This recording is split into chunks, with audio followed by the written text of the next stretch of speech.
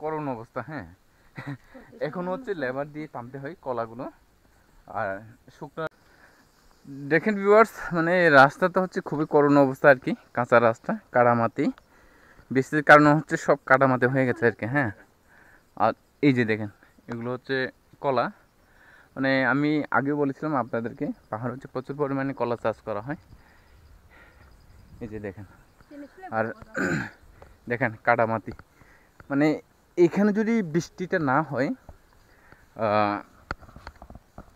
বৃষ্টি যখন কম থাকে, বৃষ্টি কম যখন থাকে তখন হচ্ছে এই রাস্তা দিয়ে মোটর সাইকেল দিয়ে কলা নেওয়া হয় বাগান থেকে। আর এই এরিয়া হচ্ছে সব কলার বাগান আর কি। হ্যাঁ, এখান থেকে হচ্ছে কলা কেটে কেটে নিয়ে যাওয়া হয়। আজকে হচ্ছে মঙ্গলবারে হচ্ছে এই বাগান থেকে, মানে এই বাগান বলতে এই এরিয়াতে, মানে যার যার জায়গা আছে এখানে হচ্ছে কলার বাগান করা আর কি। এখান থেকে হচ্ছে প্রত্যেক মঙ্গলবারে কলা ছড়ি কাটা হয়। তো এখানে বুধবারে হচ্ছে আমাদের এখানে লোকাল গ্রামের বাজার আছে, এখানে বিক্রি করা হয়।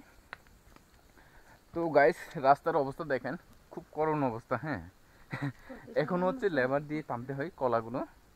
আর শুকনার মৌসুমে হচ্ছে এখান থেকে মোটর সাইকেলে করে নিতে হয় কলা।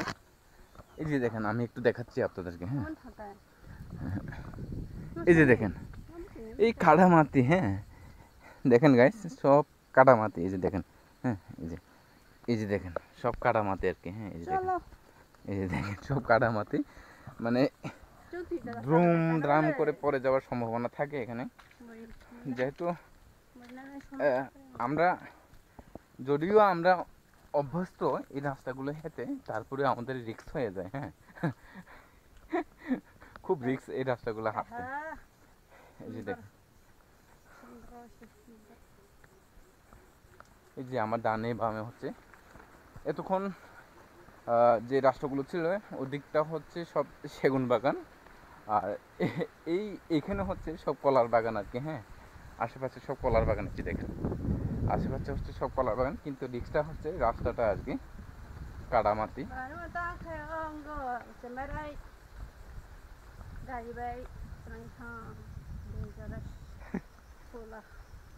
এই যে দেখেন ভিউয়ার্স, একটা কথা হচ্ছে, এই রাস্তা দিয়ে হচ্ছে 10 12 ছড়ি কলা একটা মোটর সাইকেলে করে। হ্যাঁ, চিন্তার বিষয়, চিন্তা করে দেখেন, একটা মোটর সাইকেল হচ্ছে 10-12টা কলার ছড়ি নিয়ে যাওয়া হয় এই রাস্তা দিয়ে। মানে কি বলবো, বলার বাইরে আসলে। হ্যাঁ, তো গাইস, আমরা প্রায় এসে পড়েছি আমাদের গন্তব্যে। তবে এখনও না, আরেকটু বাকি আছে। যাওয়ার পরে বলবো কেন আসছিলাম, এখনও বলবো না আপনাদেরকে, একটা সারপ্রাইজ দেবো আপনাদেরকে। হ্যাঁ, তো দেখেন গাইস, এই দেখেন আশেপাশে হচ্ছে সব কলার বাগান আর কি। হ্যাঁ, এই যে দেখেন সব কলার বাগান। মানে বিশ্বাস করা যায় না, এই বাগানগুলো থেকে একটা বাগানগুলো থেকে প্রত্যেক সপ্তাহে বিক্রি না হলে, মানে কলার দাম যদি একবারে কমও থাকে, 12-13 হাজার টাকা বিক্রি করা যায়। আর যদি বেশি থাকে তাহলে এক সপ্তাহে আর কি, এক সপ্তাহে 50-60 হাজার টাকা পর্যন্ত বিক্রি করা যায় এক সপ্তাহে, চিন্তা করেন। হ্যাঁ, তবে এখানে প্রচুর খাটনি আছে, খুবই খরচ আছে। হ্যাঁ, বাগানগুলো পরিষ্কার করে দিতে হয়, না হয় ঘাস মরার ওষুধ প্রয়োগ করতে হয়।